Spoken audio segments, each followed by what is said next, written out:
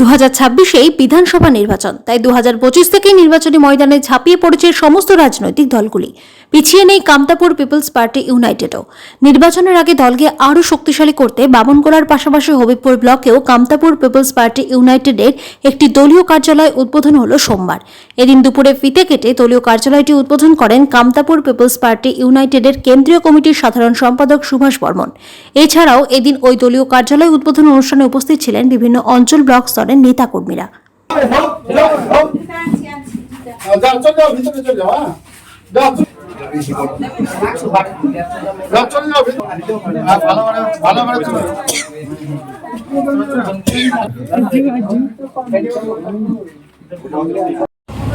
আজ Kamtapur people's party Habipur block কমিটির উদ্যোগে আজকে একটা পার্টি অফিস উদ্বোধন হলো।